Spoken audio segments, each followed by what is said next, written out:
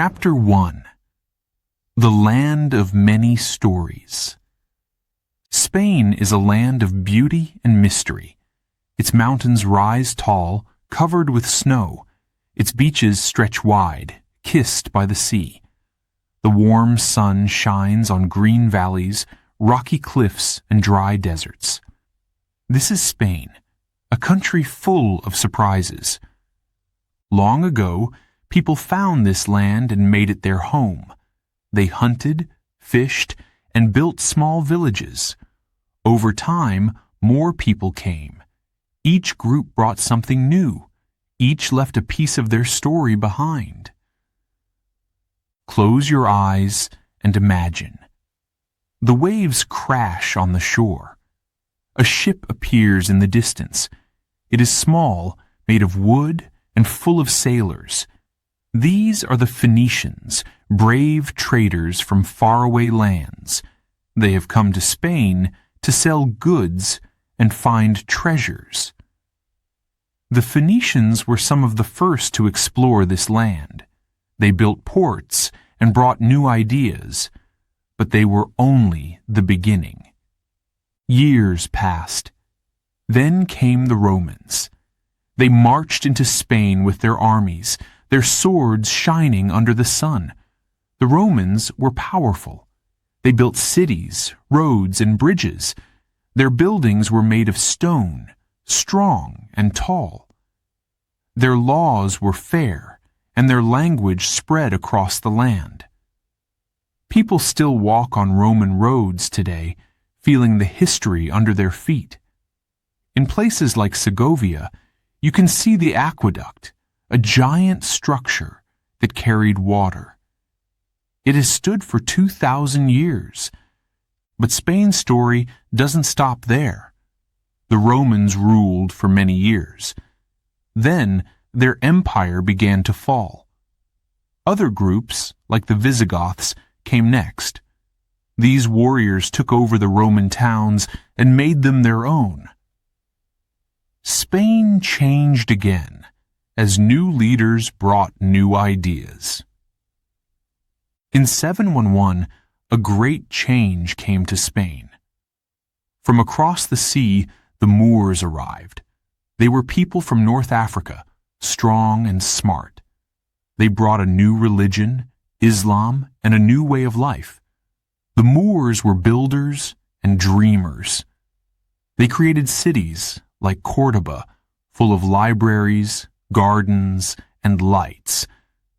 They built the Alhambra in Granada, a palace of red stone and cool fountains. Imagine walking through its halls, hearing the water and feeling the breeze. It was like a dream. But life in Spain was not always peaceful. There were fights and struggles. Christian kingdoms in the north wanted the land back. For hundreds of years they fought the Moors. This was the Reconquista, a long, hard struggle. Imagine the sound of swords clashing, horses galloping, and armies shouting. Towns were burned, and people lost their homes. Yet, they kept fighting. During these battles, legends were born. One was about El Cid, a brave knight who fought with honor. People still tell his story today. It is a story of courage and loyalty, of a man who stood up for what he believed. Finally, in 1492, the Christians took back the last city, Granada. The Catholic monarchs, Isabella and Ferdinand, stood victorious. The Reconquista was over. Spain was united, but the land had been shaped by all who came before. Now, Spain was ready for something new. Its story would grow even bigger, spreading across the world. But the land itself kept its memories. The mountains, beaches, and valleys had seen it all. They hold the secrets of the past. Spain is a land of many stories. Each corner tells a different tale. In the north, the green hills of Galicia whisper about Celtic tribes. In the south, the dry plains of Andalusia sing songs of the Moors. On the islands, the winds carry tales of sailors and explorers. Everywhere you go, history speaks. And yet, Spain is not just a story of the past. It is alive, full of color and sound. Its people are proud of their land. They celebrate with music, dance, and food. They remember where they came from, but they also look to the future. As you listen to this tale, imagine walking through Spain. Feel the warm sun on your face. Hear the waves on the beach. Smell the oranges in the air. See the castles on the hills. This is Spain, a place where the past and present live together. The land has seen war, peace, and everything in between. It has been shaped by many hands, from the Phoenicians to the Moors, from the Romans to the Christians. Each left their mark. Each added a piece to the puzzle. And the story isn't over. New chapters are still being written. Spain continues to inspire, to grow, and to share its beauty with the world. It is a land of mountains, beaches, and history, a land of many stories. What will your story be in Spain? Will you walk the Roman roads? Will you explore the Alhambra? Or will you sit by the sea, letting the waves tell their secrets? The choice is yours. Spain is waiting for you. Chapter 2. Rome's Legacy. Imagine standing in a city long ago. The streets are wide and busy. There are shops, fountains, and people everywhere. Tall columns rise above you. Grand buildings shine in the sunlight. This was Spain during Roman times, a land full of life, power, and progress. The Romans came to Spain over 2,000 years ago. Before them, there were tribes and small villages, but the Romans changed everything. They didn't just take the land, they shaped it. They built cities, roads, and walls. They brought their laws, their language, and their way of life. Close your eyes and picture it. A Roman soldier walks along a stone road. His armor shines. He is strong and proud. This road is part of a vast network. The Romans built roads everywhere, connecting towns and cities. Merchants traveled these roads to sell goods. Farmers used them to bring crops to market. People could travel faster and farther than ever before. One of the most famous Roman roads in Spain is the Via Augusta. It stretched across the land, from the Pyrenees in the north to Cadiz in the south. Imagine walking along this road. You would hear the sound of wagons, the chatter of travelers, and the clinking of coins. But the Romans didn't just build roads, they built cities. One of the greatest was Merida in western Spain. Merida was a center of Roman life. It had a theater where people watched plays. It had an amphitheater for gladiator fights. The crowds cheered as men battled for glory. Feel the excitement as you step into the theater. The seats are full. The actors on stage speak loudly, their voices echoing. People laugh and clap. The Romans loved entertainment. They believed it was important for the people to gather, to share stories, and to enjoy life. Now, imagine the amphitheater. It is larger and louder. The air is tense. Two gladiators face each other. The crowd shouts, "Fight! Fight!" The clash of swords fills the arena. For the Romans, these games were more than just sport. They showed strength, courage, and honor. But Roman cities were not only about fun. They were well organized. They had baths, markets, and temples. People could gather to talk, trade, or pray. The baths were special places. Imagine warm water, steam, and people chatting. It was a place to relax and connect. In the north of Spain, the city of Segovia holds one of the most famous Roman treasures, the aqueduct. This giant structure carried water to the city. It is made of stone, with no cement to hold it together. Yet, it still stands today, strong and majestic. The aqueduct is a symbol of Roman engineering. Imagine the hard work it took to build. Every stone was placed with care. The Romans were also farmers and builders of the land. They taught the people how to grow new crops like olives and grapes. They built irrigation systems to bring water to the fields. Thanks to them, Spain became rich in agriculture.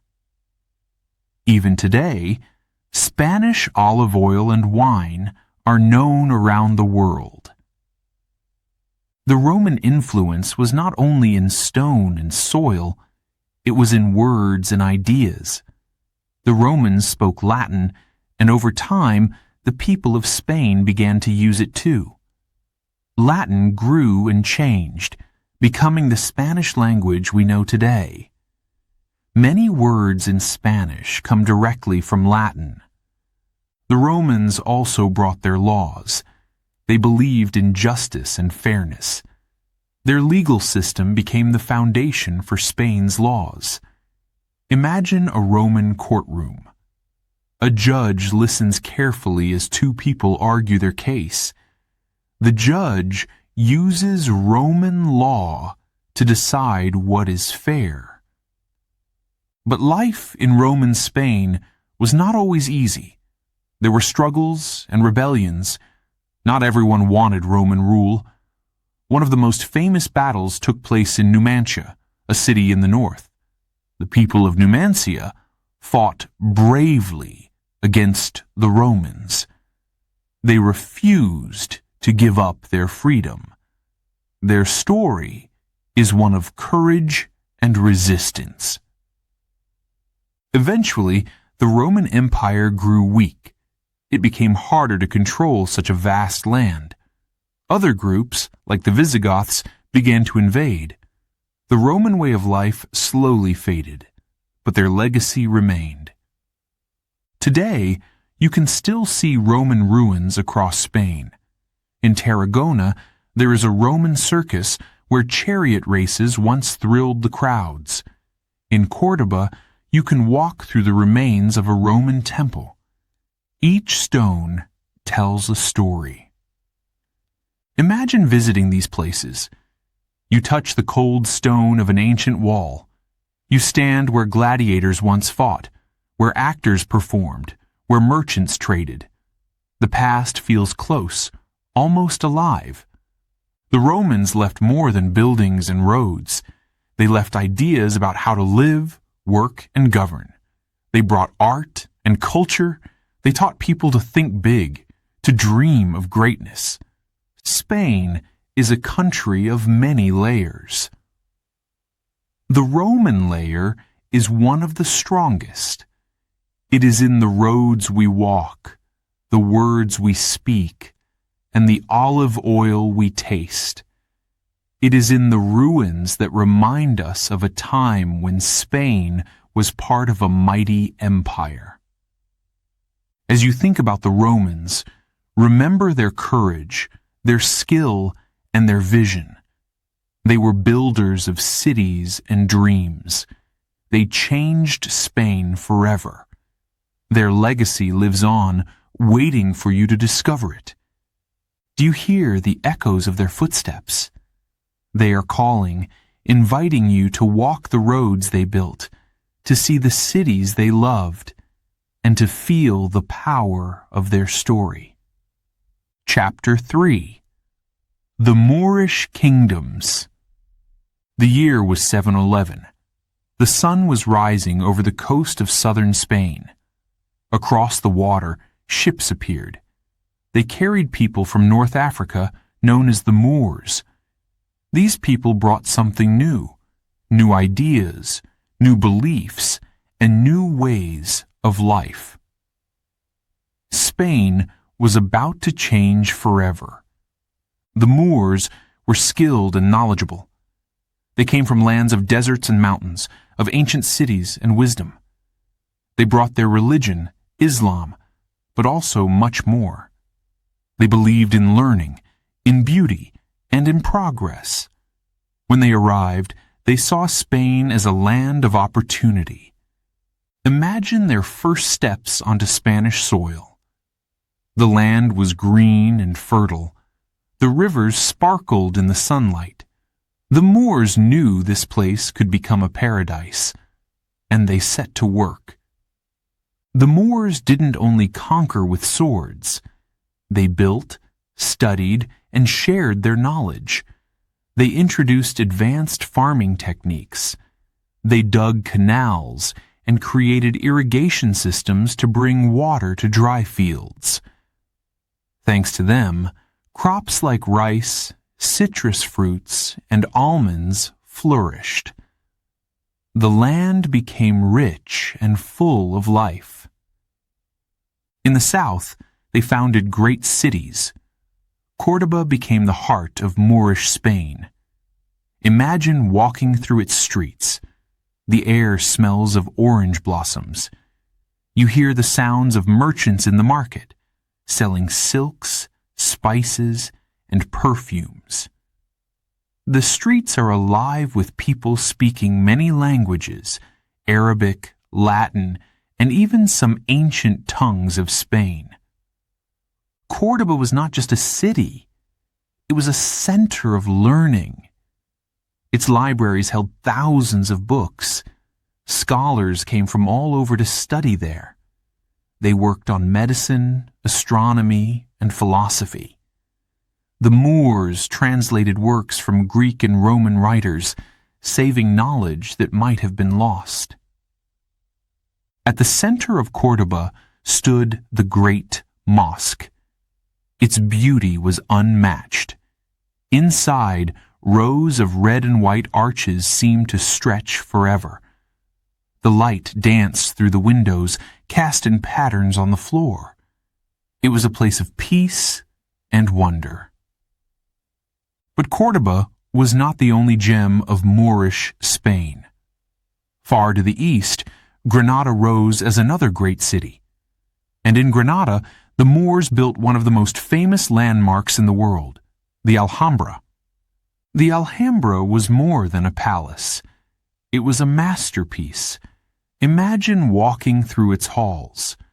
The walls are covered with carvings, each more intricate than the last. Arabic words flow across the stone, praising God and celebrating beauty. Fountains bubble softly in courtyards filled with flowers. The air is cool and fragrant. The Alhambra was a place of dreams. From its towers, you could see the city below and the mountains in the distance. It was a symbol of power, but also of art and imagination. Even today, visitors stand in awe of its beauty. But life in Moorish Spain was not always peaceful. There were moments of tension, of battles and struggles. Some Christian kingdoms in the north did not accept Moorish rule. They wanted their land back. These conflicts lasted for centuries. Still, The Moors and Christians did not always fight. In some places, they worked together. They traded goods, shared ideas, and even lived side by side. This mixing of cultures created something unique. It gave Spain a richness unlike any other place in Europe. As time passed, the power of the Moors began to weaken. The Christian kingdoms grew stronger. One by one, they took back cities and land. By the 1400s, only Granada remained under Moorish rule. The end came in 1492. The Catholic monarchs, Isabella and Ferdinand, marched into Granada. The last Moorish ruler, Boabdil, handed over the keys to the city. Imagine that moment. Boabdil looking back at the Alhambra, tears in his eyes. His mother is said to have told him, "Do not weep like a child for what you could not defend as a man."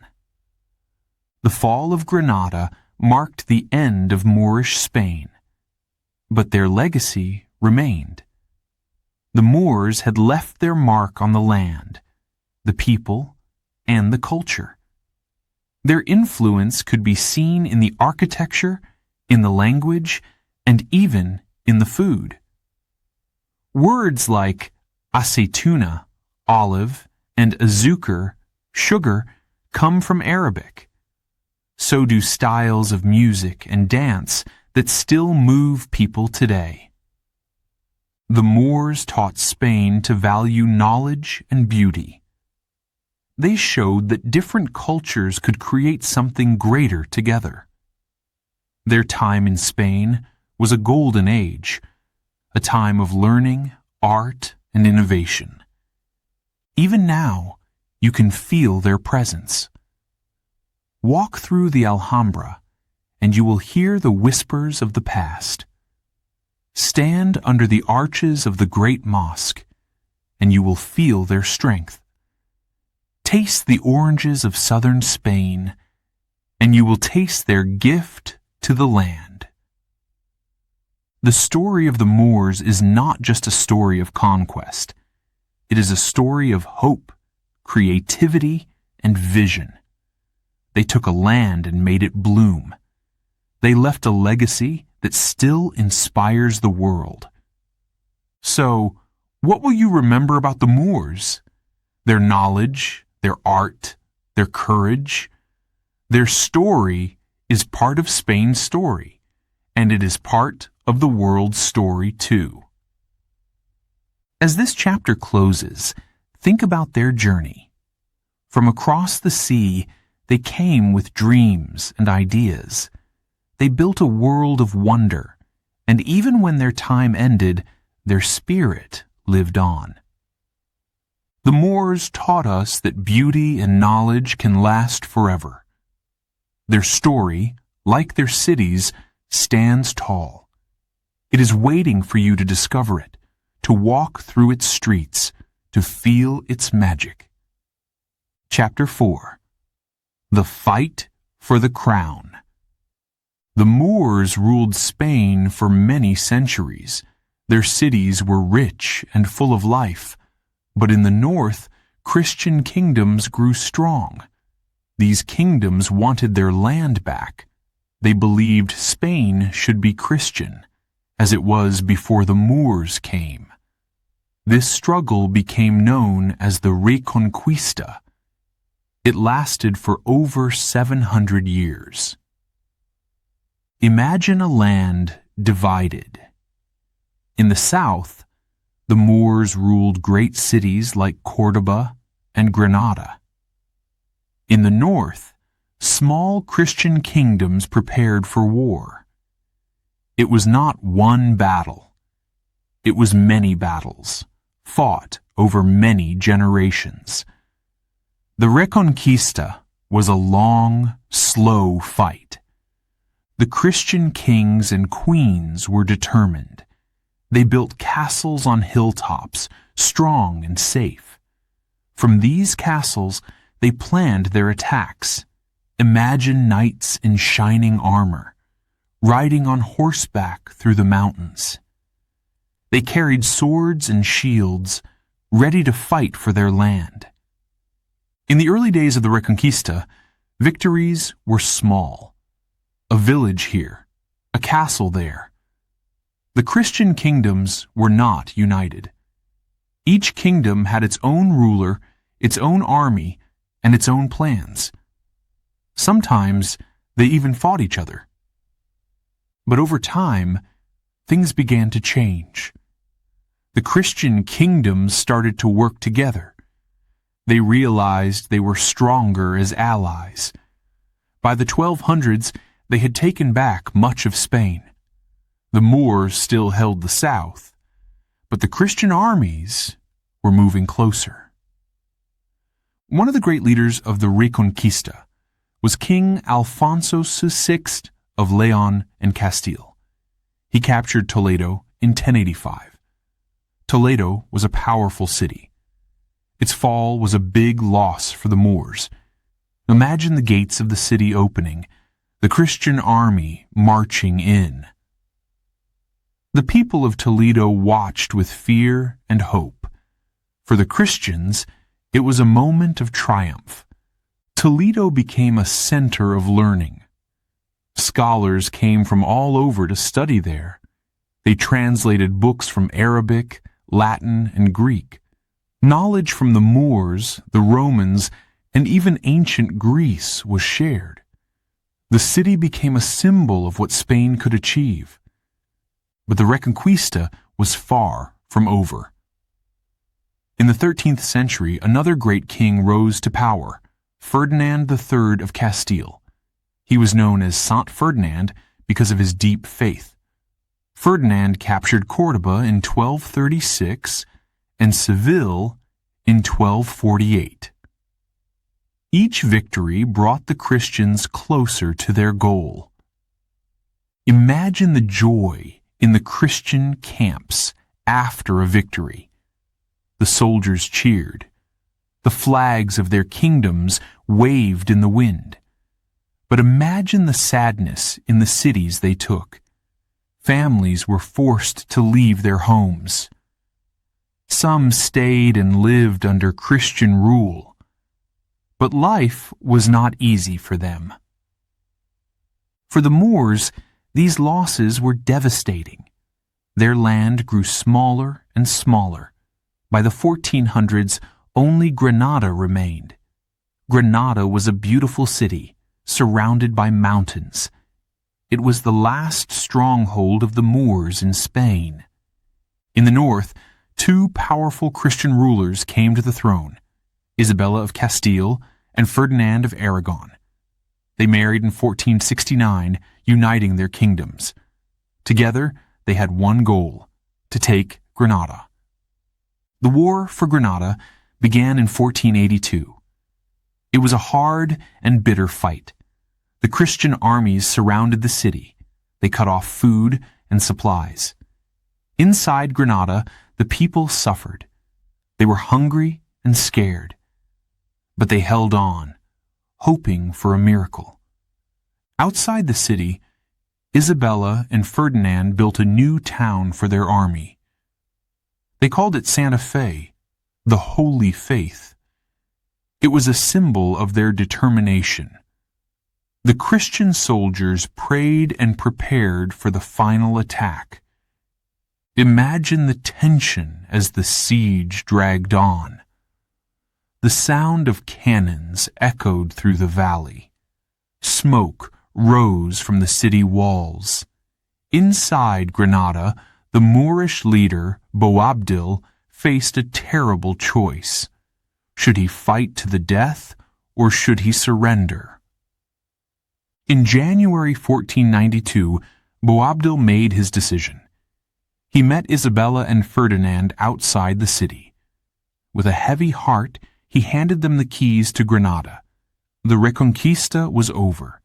Spain was united. But it was not a joyful ending for everyone. As Boabdil left Granada, he turned to look at the Alhambra one last time. Tears filled his eyes. His mother's words were sharp. "Do not weep like a child for what you could not defend as a man." His sorrow became a legend, remembered for centuries. With the fall of Granada, Isabella and Ferdinand became the most powerful rulers in Europe. They were called the Catholic monarchs. They wanted Spain to be a Christian kingdom. They ordered all Jews and Muslims to convert to Christianity or leave Spain. Many people lost their homes. Some stayed and hid their true faith. It was a time of fear and loss. But for Isabella and Ferdinand, it was also a time of triumph. They believed they had done God's work. They celebrated their victory with grand ceremonies. Churches were built where mosques once stood. The Alhambra, the jewel of Granada, became a royal palace. The Reconquista shaped Spain's history forever. It was a story of courage and determination, but also of pain and division. The land was united, but at a great cost. Today, we can still see the marks of this struggle. Castles from the Reconquista stand on hilltops. The Alhambra remains, a reminder of the Moorish kingdom. And in the streets of Spain, the blend of cultures can still be felt. The Reconquista was not just a fight for land. It was a fight for identity. The Christians believed they were reclaiming their home. The Moors fought to keep what they had built. Both sides showed bravery and strength. As we look back, we see a story of struggle and hope. The Reconquista teaches us about the power of belief, the cost of war, and the importance of understanding each other. It is a chapter in Spain's history that will never be forgotten. Chapter 5. Gold, Glory, and the New World. It was the late 1400s. Spain had just united under Queen Isabella and King Ferdinand. The Reconquista was over, and the Moors had been defeated. But the Catholic monarchs wanted more. They dreamed of wealth and power. They wanted to make Spain the most powerful country in the world. At the same time, explorers spoke of distant lands. They believed that across the ocean there were riches waiting to be found. Gold, spices, and treasures beyond imagination. These tales filled people's hearts with excitement and wonder. One of these explorers was Christopher Columbus. He was an Italian sailor with a bold idea. He believed he could reach Asia by sailing west, across the Atlantic Ocean. Many thought he was wrong. They said the journey was too far, too dangerous. But Columbus was determined. In 1492, Isabella and Ferdinand agreed to support him. They gave him 3 ships, the Niña, the Pinta, and the Santa Maria. Columbus and his crew set out from Spain, their sails catching the wind. Imagine the vast, empty ocean stretching out before them. The waves rolled endlessly. Days turned into weeks. The sailors grew restless. "Will we ever find land?" they asked. Fear filled the air. What if they were wrong? What if they never returned home? But Columbus urged them on. He promised riches and glory. Then, on October 12, 1492, the cry came. Land. The sailors saw an island in the distance. They had reached the New World. Columbus believed he had found Asia, but he was wrong. He had discovered a land unknown to Europeans, America. The news of Columbus's journey spread quickly. Spain celebrated. This was the beginning of something new. The new world was full of possibilities. Soon, more ships set sail, carrying explorers, soldiers, and settlers. The Spanish called these adventurers conquistadors. They were men of courage, but also of greed. They wanted gold, silver, and fame. They dreamed of becoming rich and powerful, but their dreams came at a cost. One of the most famous conquistadors was Hernán Cortés. In 1519, he landed in Mexico with a small army. There, he met the Aztecs, a powerful civilization with grand cities and temples. The Aztecs had gold, more than Cortés had ever seen. He wanted it all. Through clever tricks and brutal battles, Cortés defeated the Aztecs. Their emperor, Montezuma, was captured and killed. The grand city of Tenochtitlan was destroyed. Imagine the flames rising, the sound of buildings falling, and the cries of the people. It was a moment of triumph for Cortés, but a tragedy for the Aztecs. Farther south, another conquistador, Francisco Pizarro, set his sights on the Inca Empire in Peru. The Incas were rich in gold and silver. Pizarro tricked their leader, Atahualpa, into a trap. He demanded a room filled with gold as ransom. The Incas brought the gold, but Pizarro killed Atahualpa anyway. Spain grew rich from these conquests.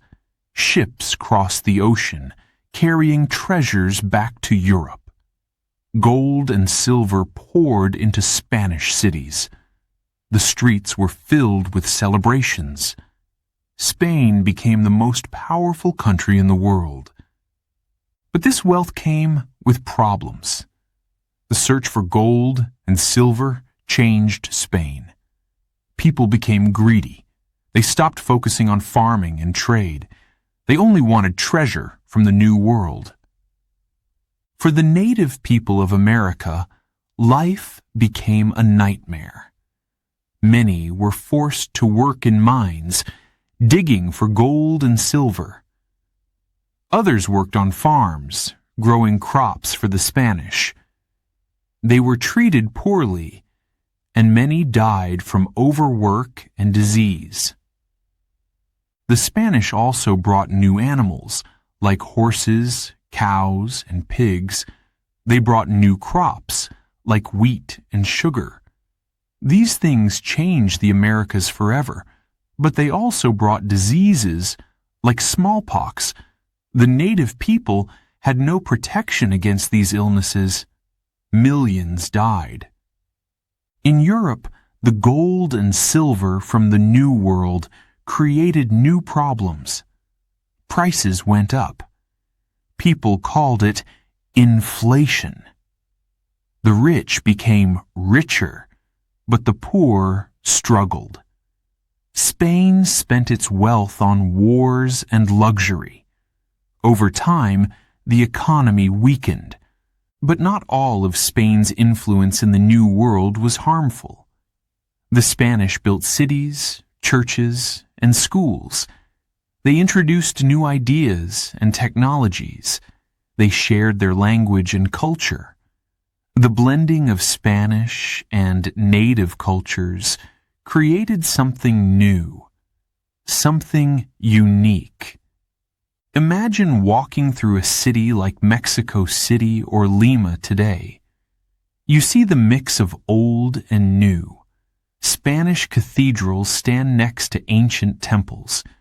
The streets are alive with music, food, and art that blend traditions from both worlds. The age of exploration was a time of great change. It brought Spain wealth and power, but it also brought pain and loss. It connected Europe and the Americas in ways that would never be undone. The explorers and conquistadors were driven by dreams of gold and glory. They were brave, but also flawed. Their actions shaped the world, for better or worse. As we look back, we can learn from this history. We see the importance of balance, of seeking success without harming others. We see the power of discovery, but also the danger of greed. Spain's journey into the New World was one of its greatest chapters. It showed the strength and ambition of its people. It showed their ability to dream big and take risks. But it also reminds us to think carefully about our actions, to ask, what is the true cost of glory? What is the price of gold? The New World changed Spain forever, and Spain changed the world. It was a time of wonders and challenges, of triumph and tragedy. Before we begin Chapter 6, a quick note for our listeners. You're currently listening to this audiobook on Woo English. Remember, this content is specially made for Woo English listeners only. If you're hearing it on any other channel, it may be a violation of Woo English's rights. Please ensure you're tuned into the right source to fully enjoy and respect this audiobook journey. Now, let's continue the story. Chapter 6. Art from the Heart. Spain is a land of creativity.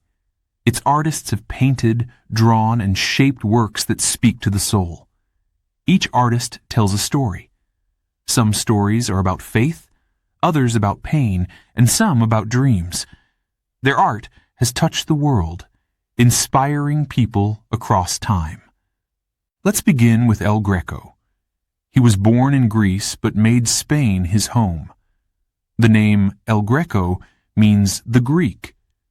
He lived during the 1500s in the city of Toledo. Imagine walking into a dark, quiet church.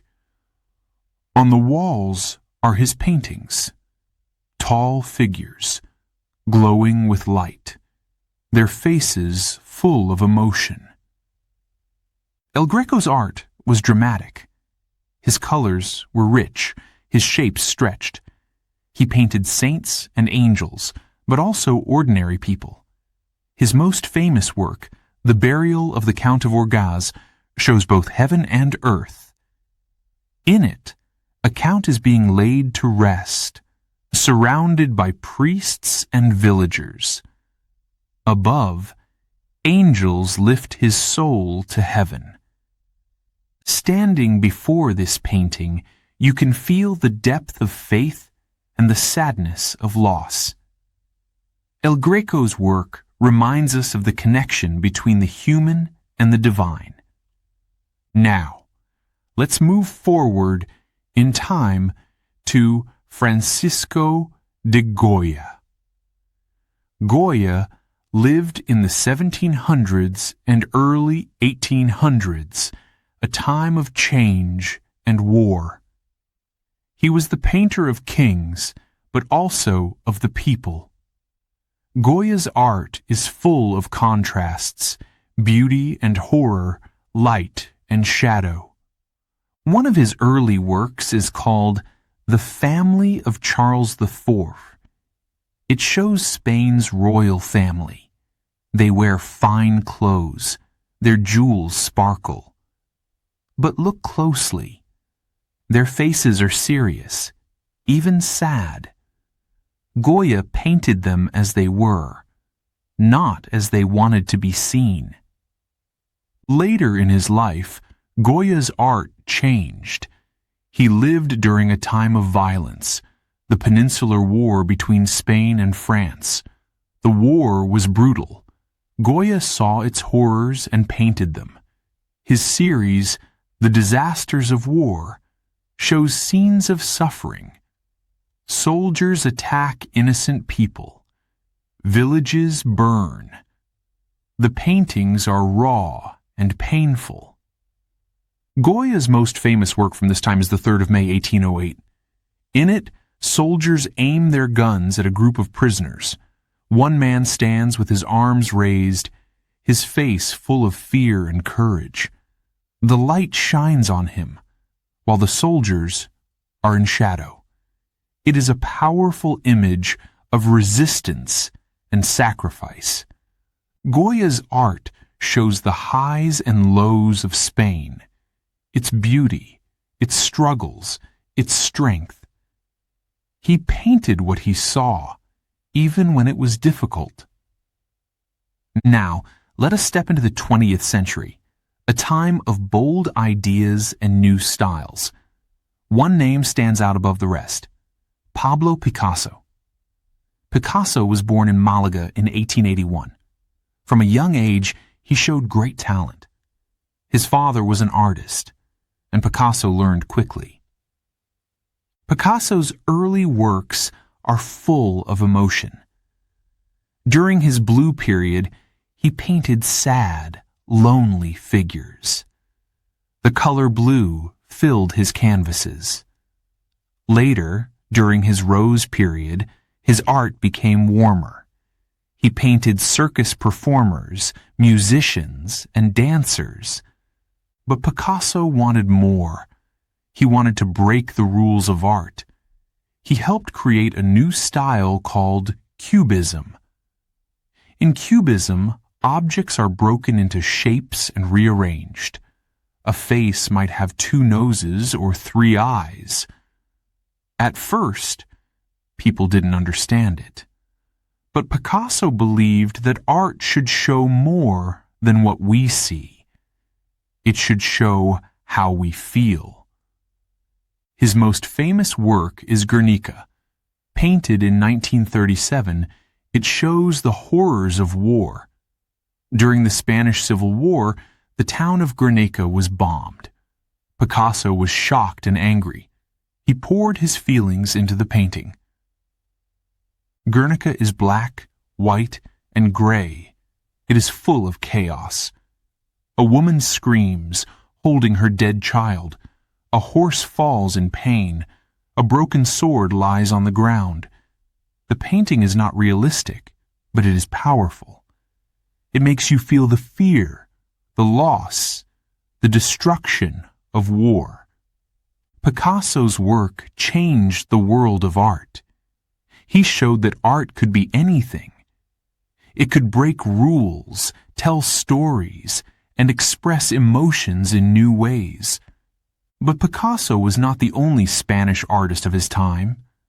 Salvador Dali from Catalonia painted dreams and strange worlds. His famous work, The Persistence of Memory, shows melting clocks in a desert. Dali's art is mysterious and full of imagination. Spain's art has always been full of heart. Each artist has brought something unique. They have shown us faith, struggle, and dreams. Their works are windows into Spain's soul. Today, you can see their art in museums around the world.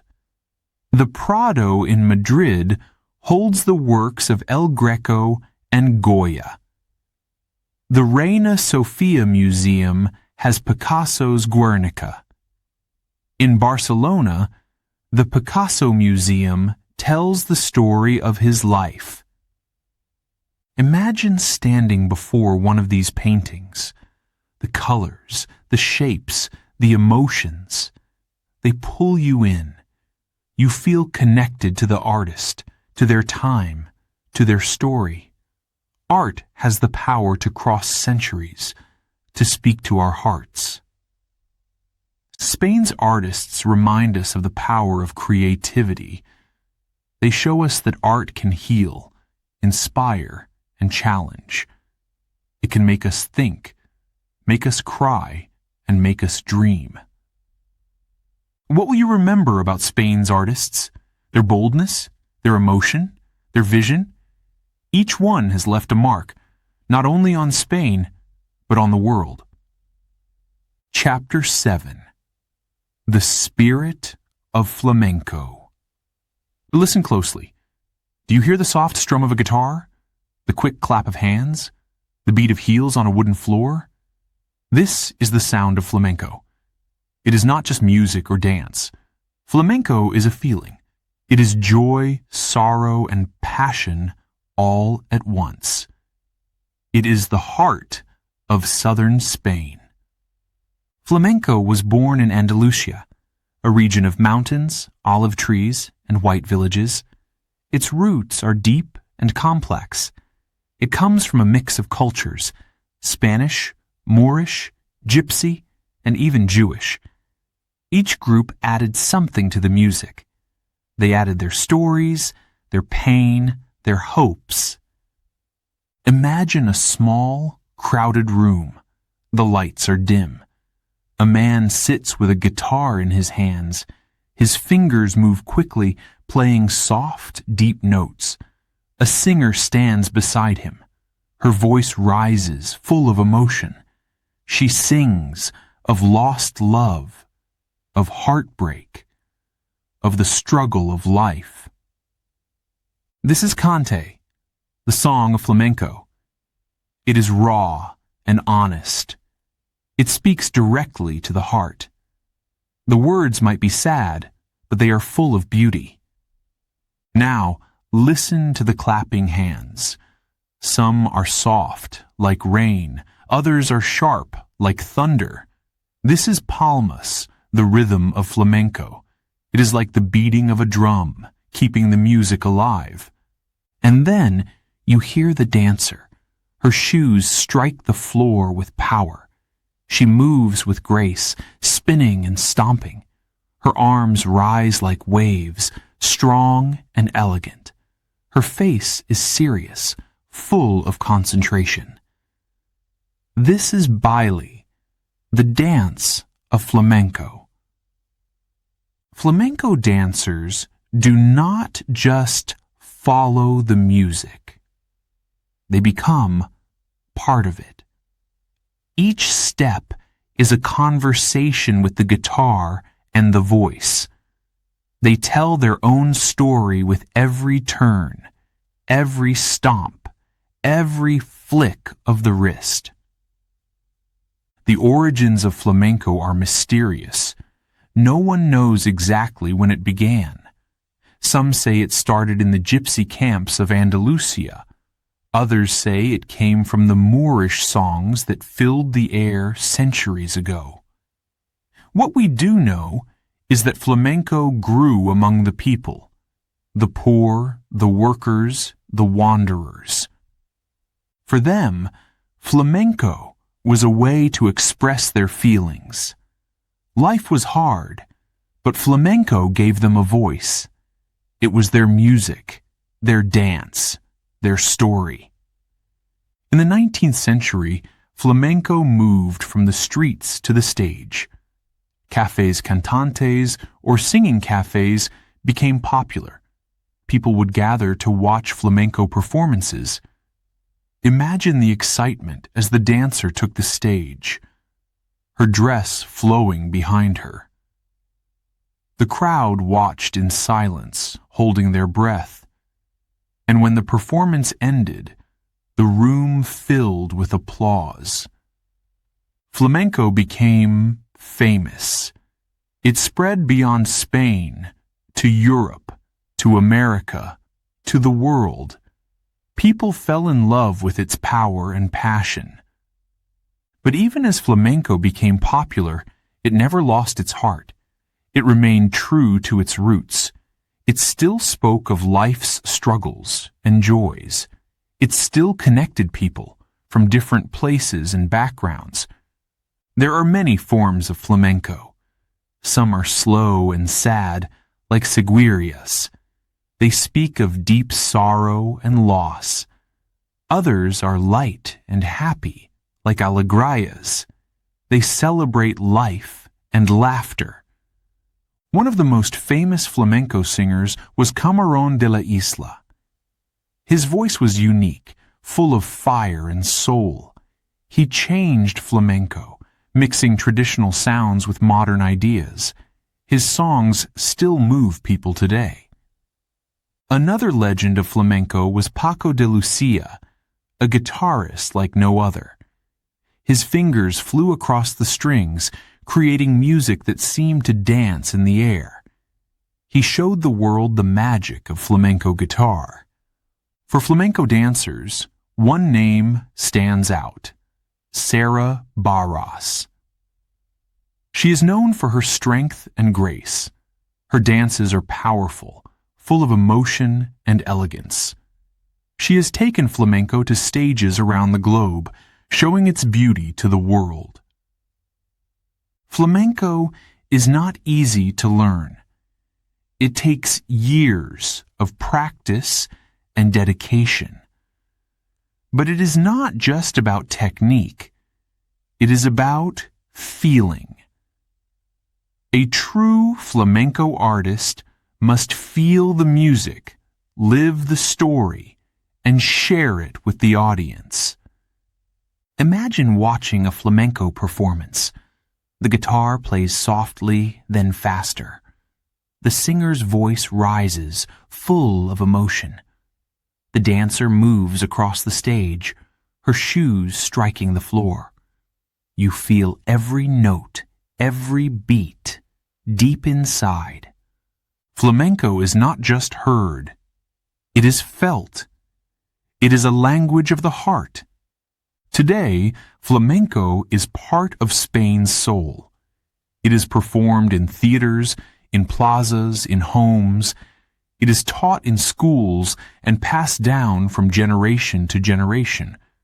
But flamenco is more than a performance. It is a way of life. It is about expressing what words cannot say. It is about living fully with passion and honesty. So, the next time you hear the strum of a guitar, listen closely. The spirit of flamenco is there, waiting to tell its story. It speaks of love and loss, of strength and courage, of life in all its beauty and pain. Chapter 8. A Land Divided. The 20th century was a hard time for Spain. The country faced war, pain, and fear. But through it all, the people held on to hope. They dreamed of peace, even when their world seemed broken. In 1936, Spain fell into civil war. The country was divided into two sides. On one side were the Republicans. They wanted change.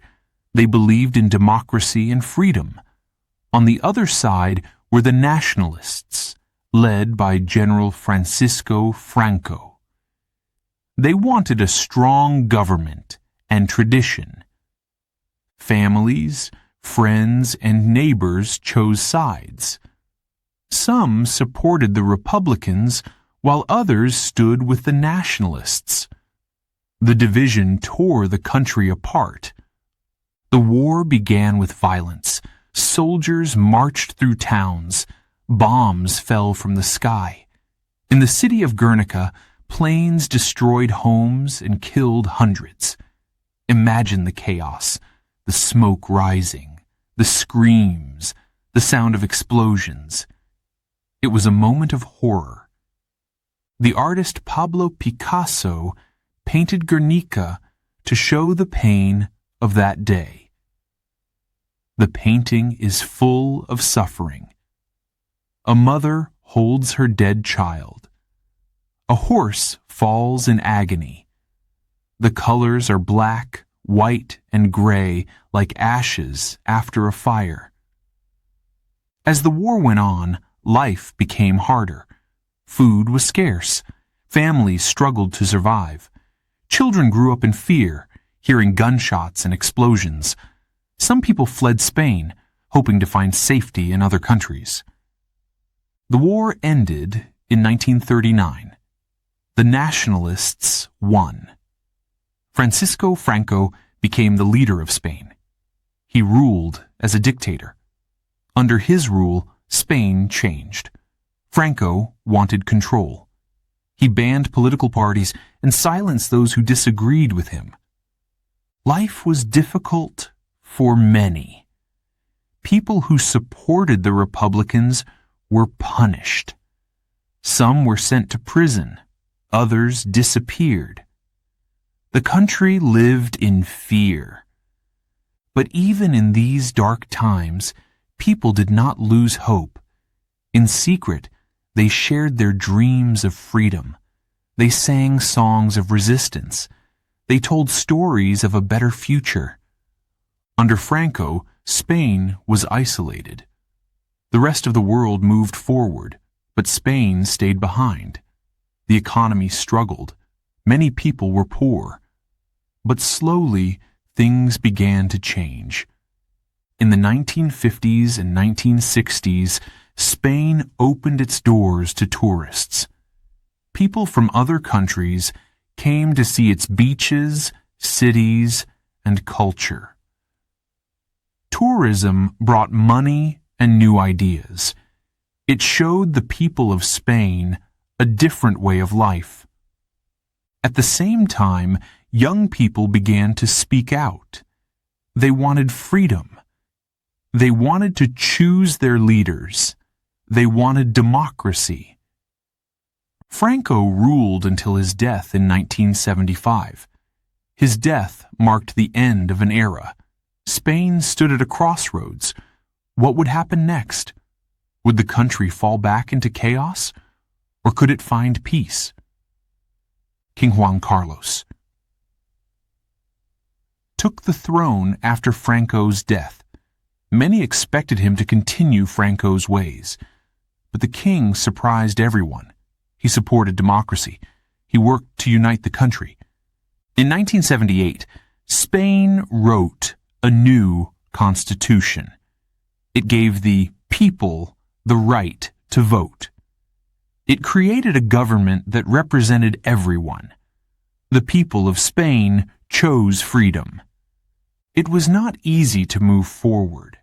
The wounds of the past were still fresh. Families remembered the pain of the Civil War. But Spain began to heal. The economy grew. Cities like Madrid and Barcelona became modern and vibrant.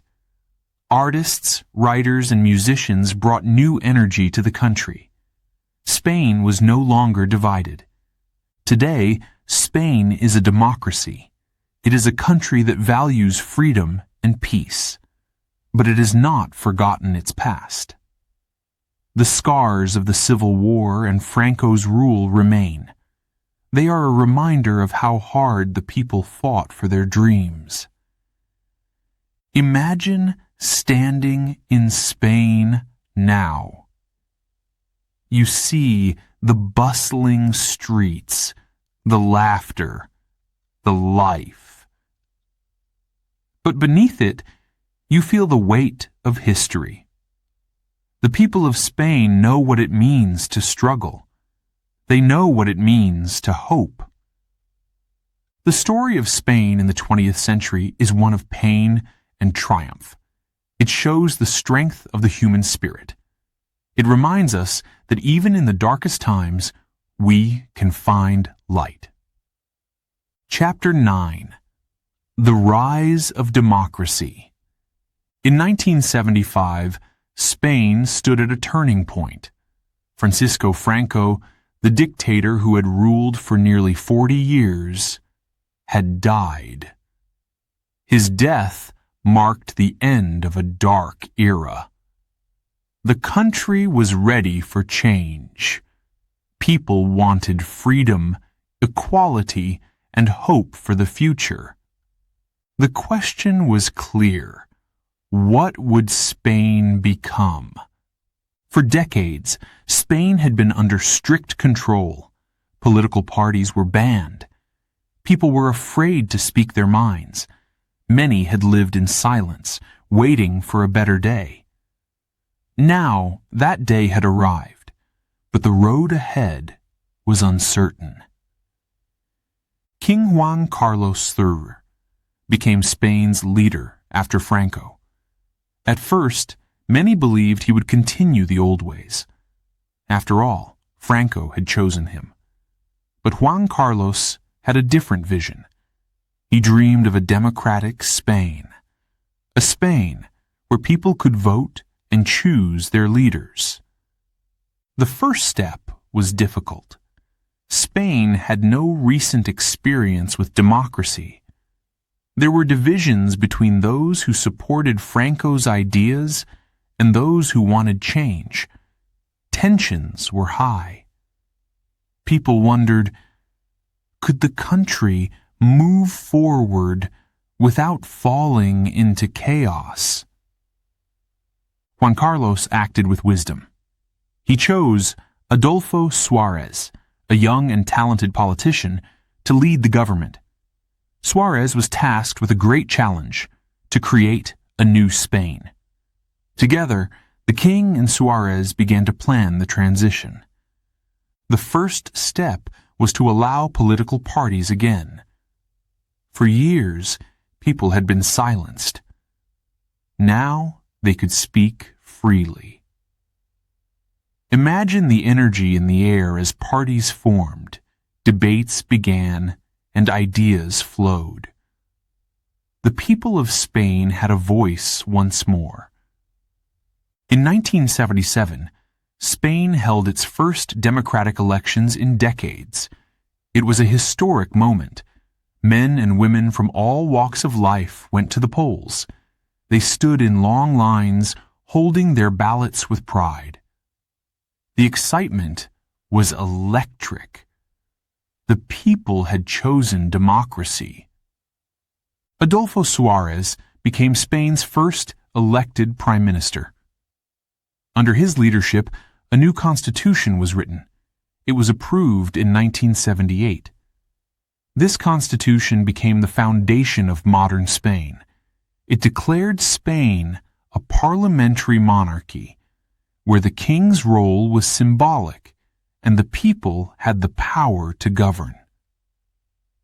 The Constitution also recognized the diversity of Spain. It allowed regions like Catalonia, the Basque Country, and Galicia to have their own governments and languages.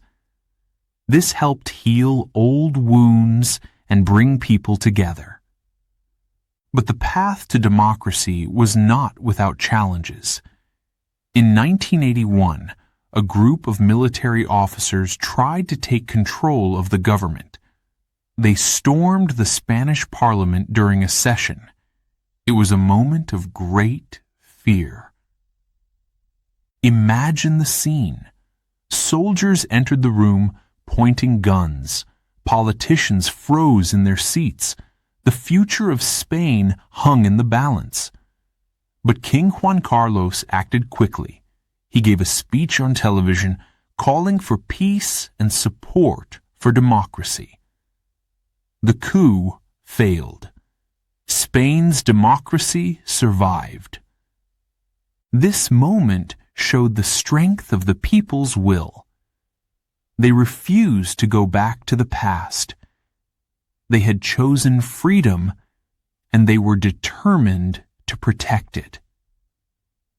In the years that followed, Spain began to grow and change. The economy improved. New industries were built. Tourism brought money and visitors from around the world. Spanish cities like Madrid and Barcelona became centers of art, culture, and innovation.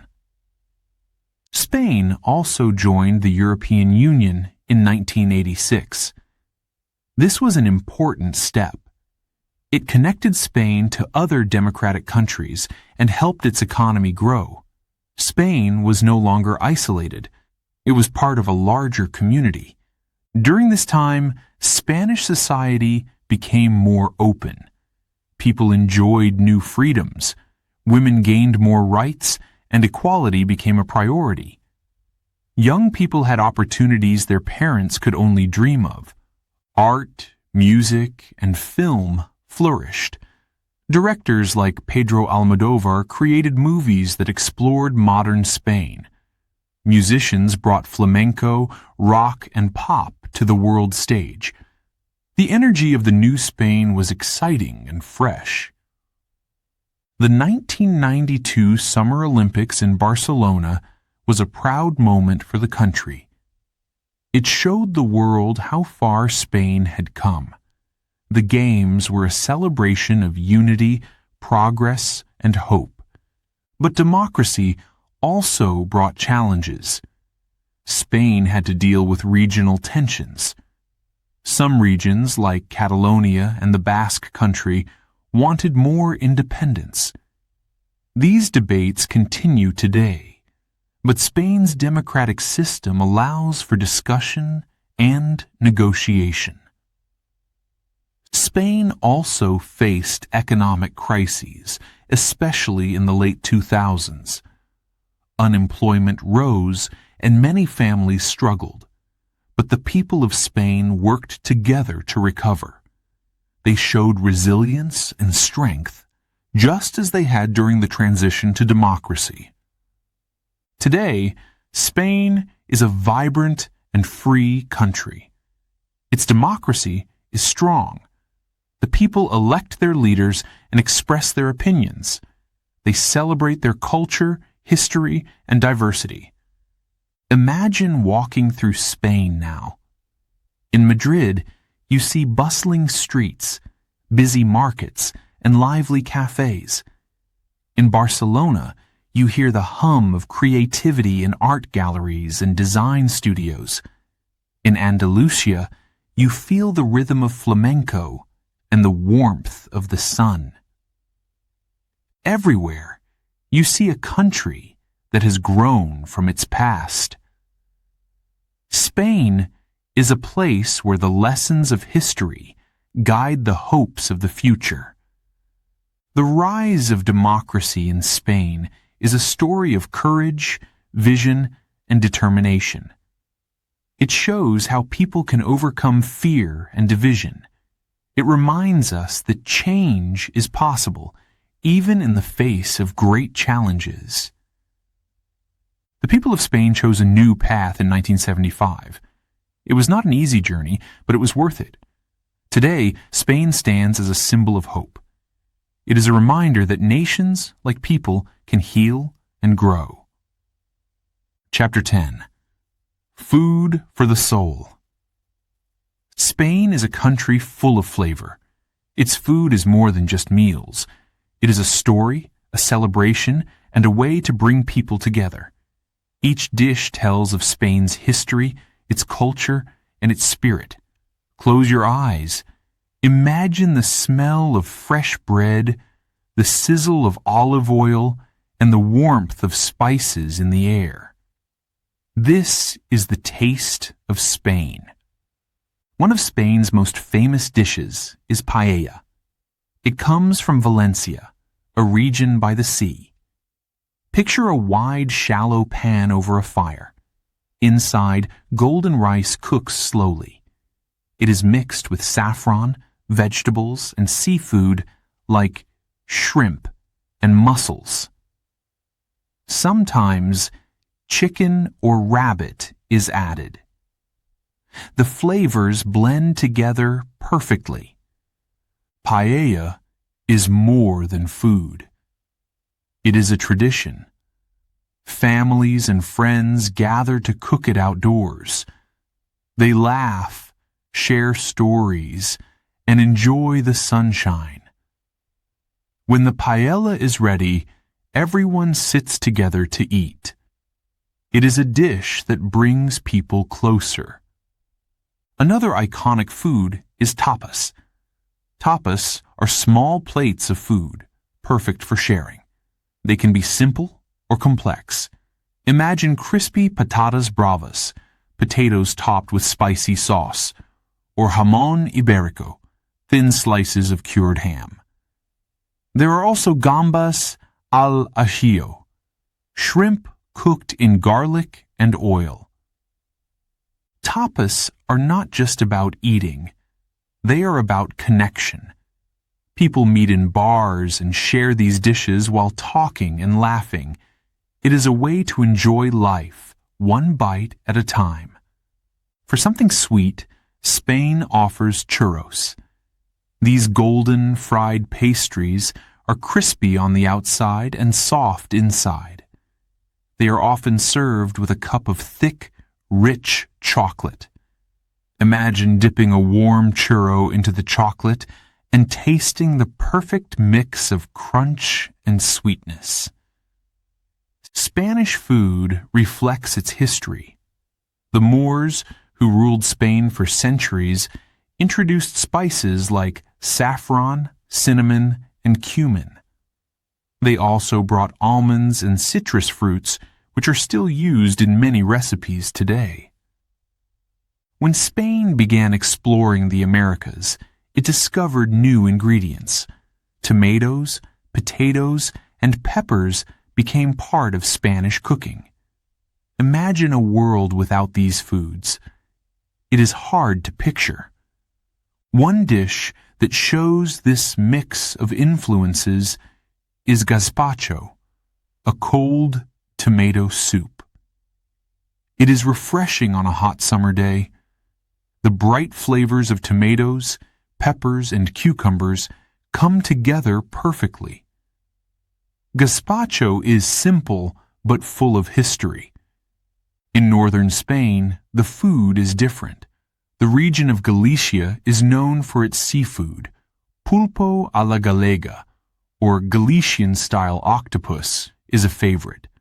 The octopus is boiled, sliced, and sprinkled with olive oil, salt, and paprika. The taste is fresh and unforgettable. In the Basque Country, you will find pentexos.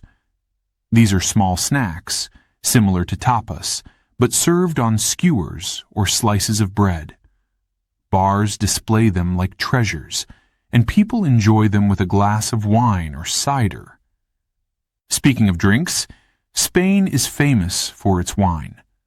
The region of La Rioja produces some of the best. Imagine the deep red color of a glass of Rioja wine. Its rich, smooth taste warms you with every sip. For something lighter, there is sangria. This drink is made with wine, fruit, and a touch of sweetness. It is perfect for a sunny afternoon. In Andalusia, you can taste sherry, a unique type of wine. It can be dry or sweet, depending on the style. Each sip tells of the region's history and traditions. Spain's food is not just about what is on the plate. It is about the experience. Picture a bustling market, like La Boqueria in Barcelona. The stalls are full of fresh fruits, vegetables, meats, and cheeses. The colors and smells are vibrant and exciting. In small villages, people celebrate food with festivals. In Buñol, there is the Tomatina, a festival where people throw tomatoes at each other. It is messy, joyful, and unforgettable. In Valencia, the Fallas festival fills the air with the smell of paella cooking over fires. In every corner of Spain, food is part of life's celebrations. Spanish food is also about family. In many homes, meals are a time to gather. The table is filled with plates of food, glasses of wine, and the sound of conversation. Grandmothers pass down recipes, teaching the next generation how to cook. Imagine sitting at a Spanish dinner table. The meal begins with soup or salad, followed by fish or meat, and ends with dessert. Each dish is made with care, and everyone takes their time to enjoy it. One dessert that is loved across Spain is flan.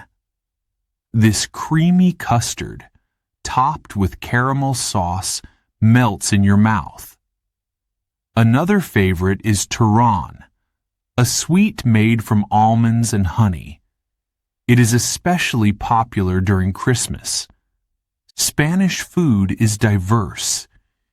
Each region has its own specialties, its own flavors.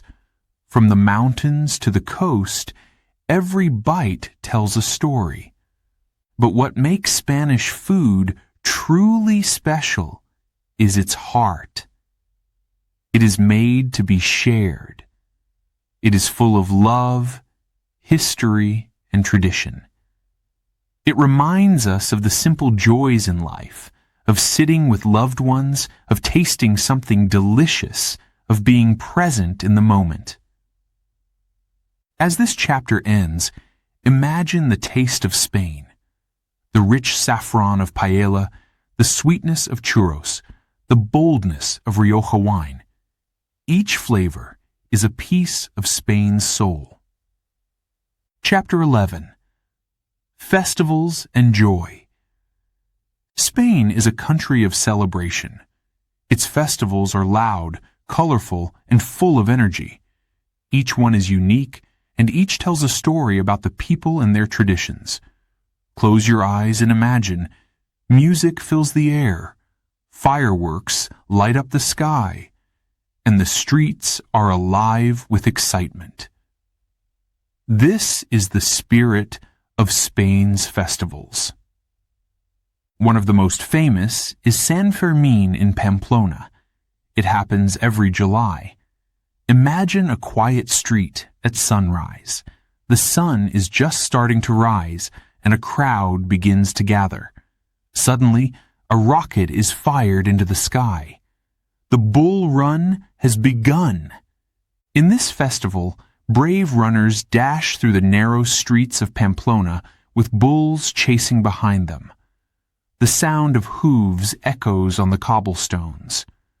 The runners wear white clothes with red scarves. Some run fast, laughing. Others move carefully, their hearts racing.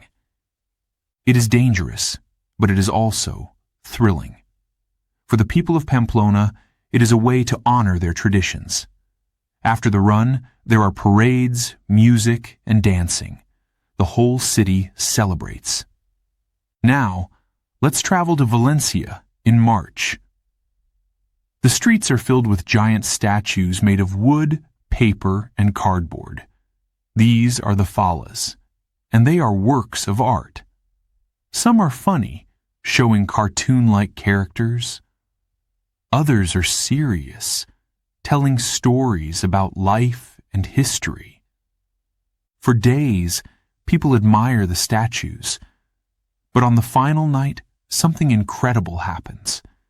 The statues are burned in a huge bonfire. Flames rise high into the night sky. The heat is intense, and the crowd cheers as the fire consumes the creations. This festival is both joyful and emotional. It is about letting go and starting fresh. The fire clears the way for new beginnings. In April, the city of Seville shines with lights and music during the Feria de Abril. Imagine walking into a fairground filled with colorful tents. Each tent is decorated and filled with people eating, drinking, and dancing. The women wear bright, ruffled dresses. The men wear traditional suits. The music of flamenco fills the air. Dancers move with grace and passion. You can hear the rhythmic clapping of hands and the strumming of guitars. At night, the fairground glows with thousands of lights. Families ride on carousels, eat sweet treats, and enjoy the magic of the festival. It is a time of happiness and community. But not all festivals in Spain are about fire or music. Some are deeply spiritual, like Semana Santa or Holy Week. This takes place in the week before Easter. In cities like Seville, Malaga, and Granada, processions fill the streets. Imagine the silence of a crowd at night. The only sound is the slow beat of a drum. Then you see it, a large, decorated float carried by men. On the float is a statue of Jesus or the Virgin Mary, surrounded by candles. The men carrying the float move carefully, step by step. It is heavy, but they are proud. Behind them, people sing solemn songs. For many, it is a moment of deep faith and reflection. Other festivals are full of fun and surprises. In Buñol, near Valencia, the Tomatina takes place every August. Imagine thousands of people in the streets throwing tomatoes at each other. It is messy, wild, and joyful. By the end, everyone is covered in red.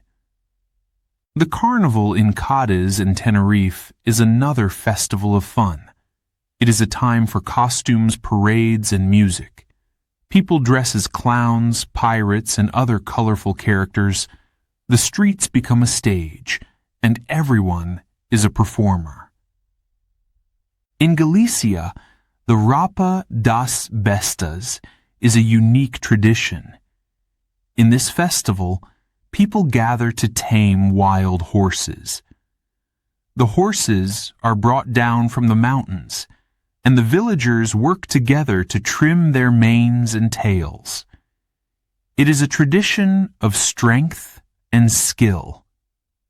Every region of Spain has its own festivals, each with its own character. In the Basque country, the Astenagusia is a week-long party with music, sports, and dancing. In Catalonia, the Castells Festival features human towers. People climb on top of each other to create towers that reach incredible heights. These festivals are more than celebrations. They are a way for people to connect with their past and with each other. They bring families, friends, and communities together. Imagine being at one of these festivals, the colors, the sounds, the energy. It is impossible not to feel alive. You can taste the food, hear the laughter, and see the joy in people's faces. Spain's festivals also show the country's diversity. Each region has its own traditions, its own way of celebrating. Together, they create a rich tapestry of culture. But festivals are not just for fun. They are also a time to reflect. They remind people of the past, of struggles, victories, and the journey that brought them to the present. They are moments to honor history, faith, and community. As the year passes, each festival adds its own chapter to Spain's story. From the flames of Las Fallas to the silence of Semana Santa, from the thrill of the bull run to the joy of the Tomatina, every celebration is unique. And yet, they all share one thing: the spirit of Spain. A spirit that loves life, embraces tradition, and celebrates with all its heart. Imagine leaving one of these festivals. Your feet are tired from dancing. Your face hurts from smiling, but your heart is full. You have felt the magic of Spain's festivals, and it stays with you. Spain is a land of joy. Its festivals are a reminder that life is meant to be celebrated. They are a gift to the world, an invitation to join in the fun, to feel the passion, and to share the moment. Chapter 12. Spain today and tomorrow. Spain is a land of contrasts. It is a place where the past and present live side by side. Imagine standing in the middle of Madrid. Around you are tall, modern buildings. The streets are filled with cars, buses, and people rushing to work. But look closely, and you will see pieces of history. An old church, a hidden plaza, a statue from long ago. This is Spain today.